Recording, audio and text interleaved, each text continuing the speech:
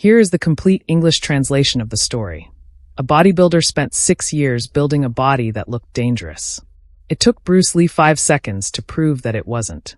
It all happened in an airport line right in front of 40 witnesses. And the most surprising part wasn't the fight itself, but what Bruce did right after it. San Francisco International Airport, September 1972. It was 8:15 a.m., and the terminal was buzzing with the usual Saturday noise. The United Airlines check-in line stretched back down a ribbon-fenced hallway with about 20 people in it. It moved slowly, with that restless rhythm typical of travelers who know where they need to go but have no way to speed up the process. Bruce Lee was third in line. He wore a black leather jacket over a white shirt, dark trousers, and sunglasses that partially hid his face. In his hand, he held a gray Samson suitcase with 3 days' worth of clothes and documents for meetings with producers in Los Angeles. His posture was calm, balanced, the posture of a man accustomed to waiting. He didn't look at his watch. He simply moved forward when the line moved. Some passengers recognized him and whispered amongst themselves, "That's the guy from the Green Hornet." Comments surfaced and vanished without turning into anything more. Bruce didn't react. At that moment, he wasn't a celebrity. He was just a man waiting to check his luggage on an ordinary September morning. The bodybuilder appeared at 8:22 a.m. He was 28 years old, 6 feet 1 inch tall, and weighed 265 pounds. He was a competitive amateur from San Jose. 6 years of obsessive weight training had sculpted a chest over 50 inches and 22-inch arms. His face carried the confidence that develops in people who have lived for a long time with a sense of physical superiority. He was late for his flight. A friend of similar build walked half a step behind him. Both crossed the terminal with the relaxed confidence of those who never had to push their way through a crowd, because the crowd always parted for them on its own. He moved along the check-in line like a large ship passing through a narrow canal. He bumped his shoulder against the first person in line, an executive with a briefcase who stepped back without a word of protest, then an elderly woman who pressed her bag to her chest and remained silent. He kept moving forward until he drew parallel with Bruce Lee and repeated the same gesture. The same sideways push, the same silent assumption that a smaller body would yield to a larger one, as always happens in public spaces. Before we continue, a small request. If you enjoy this content, please hit the subscribe button and be sure to write in the comments which city or country you are from. I'm always very interested to see where our audience tunes in from. Now, back to the main event. But Bruce didn't budge. He merely shifted his weight slightly and turned a couple of degrees. The shove met no support, no resistance, and no submission. It simply didn't happen. Bruce continued looking at the check-in desk as if nobody had touched him, because in the most real sense, that was true. The bodybuilder stopped. This had never happened to him before. Not in a public place, and not in front of anyone of that stature. The bodybuilder looked at Bruce with the expression of a man whose simplest calculation had just produced an impossible result. For a few seconds, his mind seemed to freeze between two options. Recalculate from scratch or insist on the answer that had always worked before. "Hey," he finally said. "I need to get through. Big guy coming through, move aside." Bruce didn't turn around right away. He kept looking forward, as if the sentence hadn't finished existing yet. When he finally turned, he did so slowly, giving the man his full attention with the composure of someone in no rush to prove anything.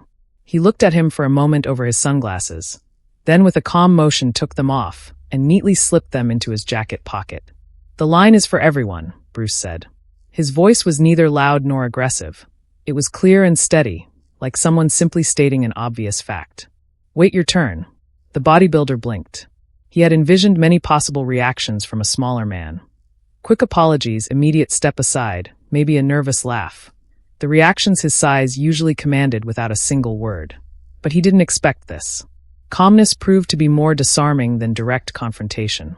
His eyes automatically scanned Bruce's body, then returned to his own arms, performing a near-mechanical comparison taught to him by 6 years of gym culture. He estimated the weight, a little over 130 pounds, maybe 150. Through the jacket he saw functional arms, but nothing impressive by the standards he considered important. In his mind, all physical equations pointed to the exact same outcome. This man must back down immediately. "Pal," he said with patronizing patience, "I'm twice your size. Move or I'll move you." Bruce's face didn't change, his voice didn't rise, his posture didn't shift. he simply replied, "Try it." It sounded neither like a threat nor a theatrical challenge, but rather a quiet invitation. An open door extended with absolute politeness into a room the bodybuilder wasn't even aware he was unprepared to enter. Before the tension could escalate further, an airline employee behind the desk intervened. "Gentlemen, please, no conflicts here. Everyone will be served in order. Please stay in line." The bodybuilder stepped back a pace. His pride wasn't hurt yet, it was simply put on pause. He stood behind Bruce with the silent impatience of a man who had already decided that another moment would come to restore the hierarchy that he believed had just been broken by someone too small to challenge it. The opportunity presented itself a few minutes later. When Bruce placed his suitcase on the scale at the check-in desk, the latch wasn't fully fastened. While standing in line, he had been reshuffling documents and hadn't closed it properly. The bodybuilder noticed this. What happened next could technically be called an accident. A large foot, moving awkwardly in a cramped space, caught the suitcase on the floor. That is one version. The other is simpler.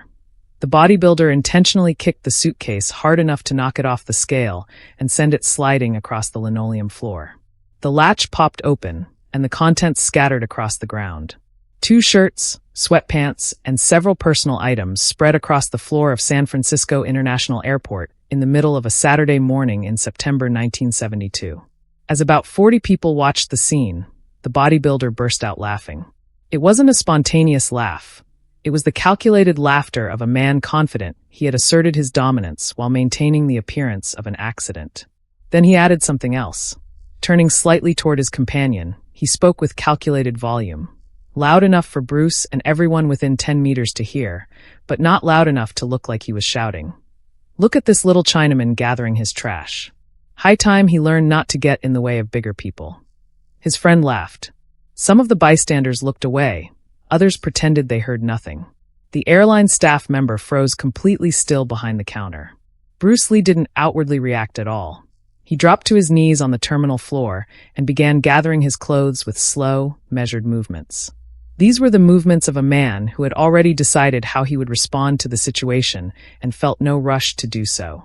He neatly folded the first shirt, then the second, placed the pants on top, picked up each personal item individually, and packed them back into the suitcase with the same calm as someone organizing items on their desk at the end of a workday. The bodybuilder's laughter continued for a few more seconds, but then began to fade. Laughter needs a reaction to sustain itself, and Bruce was giving it none.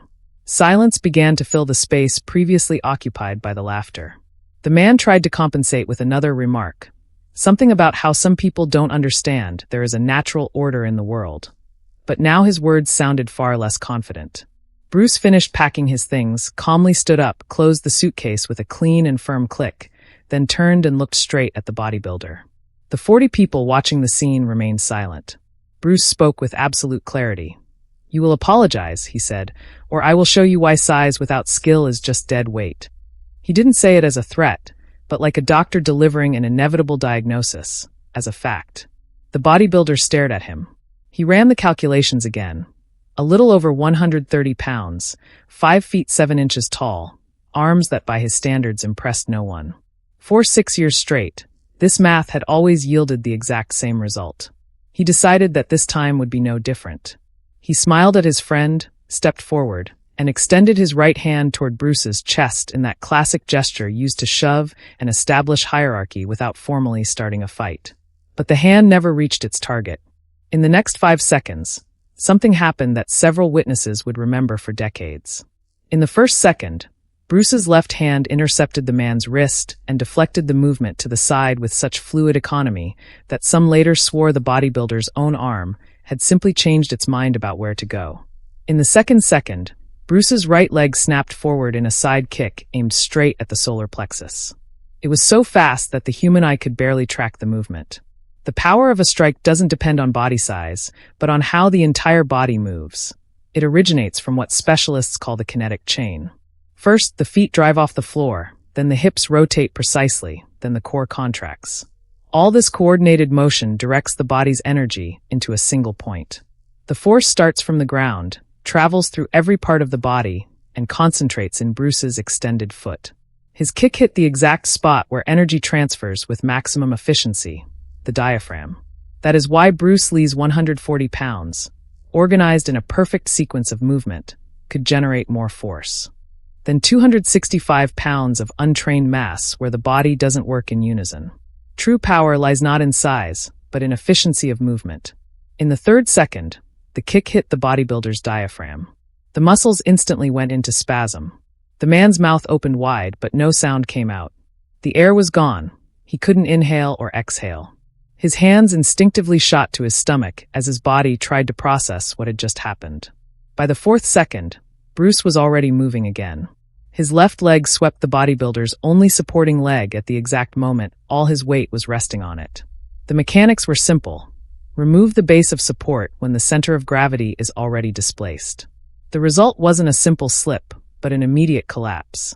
By the fifth second, 265 pounds of man slammed into the airport floor with a dull thud that everyone around could feel.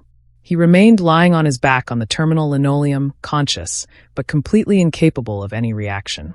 Bruce Lee didn't follow him to the floor, didn't lean over him, and didn't add a single comment. He simply turned back to the counter, picked up his suitcase, and with absolute calm said to the airline clerk, "Sorry for the delay. My suitcase is within the weight limit." People looked at the scale as if they needed a few seconds to remember what they were doing before all of this. "Yes, 42 pounds, the employee finally replied. "Well within the limit." She printed the boarding pass, her hands trembling slightly as she handed it over. Bruce accepted it politely, thanked her with a subtle nod, and calmly walked toward the waiting area, as if nothing unusual had happened. Behind him, the bodybuilder slowly began to regain his senses and catch his breath. It took him nearly 2 minutes just to sit up. His friend helped him while he tried to make sense of what occurred. When he was finally able to stand, he looked around the terminal searching for Bruce among the crowd. Not to continue the fight, he did it with the expression of a man whose fundamental worldview had just been corrected in the most direct way possible. For 6 years, he believed that 265 pounds of muscle guaranteed dominance in any physical confrontation. That belief vanished in 5 seconds. Years later, a bodybuilding magazine published an anonymous interview with an athlete who recounted how he learned the difference between aesthetic and functional strength after a public encounter that humiliated him in front of 40 strangers at an airport. In the interview, he said, "I spent 6 years building a body that looked dangerous. In 5 seconds, I discovered that looking dangerous and being dangerous are two completely different things." Years later, the man recalled that moment with uncomfortable clarity. In that anonymous interview, he shared that what stuck with him most was not the kick itself, nor the speed, nor even the fall, but what happened afterward. "The man who taught me that lesson didn't say a single word," he explained. "He simply took his boarding pass and walked away." That was the detail that haunted him most over the years. Not the technique, nor the public humiliation, but the feeling that for Bruce Lee, this was nothing out of the ordinary. It was just something mundane, as everyday as checking in luggage. 5 seconds. That is the number that defines the story. 5 seconds from the moment the bodybuilder reached out to shove until he ended up lying on the airport floor, unable to breathe. 5 seconds that contain the entire difference between size and skill, between mass and precision, between a body used for intimidation and a body forged into an instrument. The bodybuilder brought 6 years of training with him. Bruce Lee brought 20. And the difference between those two forms of labor became clear in 5 seconds. Clearest in a way no other proof ever could. 50 years later, every time someone in a gym confuses muscle size with the true capability of the body it belongs to, that lesson is still waiting to be learned. Because some lessons require a special kind of teacher, and sometimes those teachers show up at airports on a Saturday morning with a leather jacket, a gray suitcase, and the patience to wait their turn in line until the moment comes to teach. If this story made you look at the concept of power and respect in a new way, hit the like button on this video. It's the best appreciation for the work put into it. Subscribe to the channel so you don't miss new stories about people who shatter stereotypes and change the rules of the game with a single act. And don't forget to turn on the notification bell to stay updated on future uploads. Now, I'd love to hear your thoughts.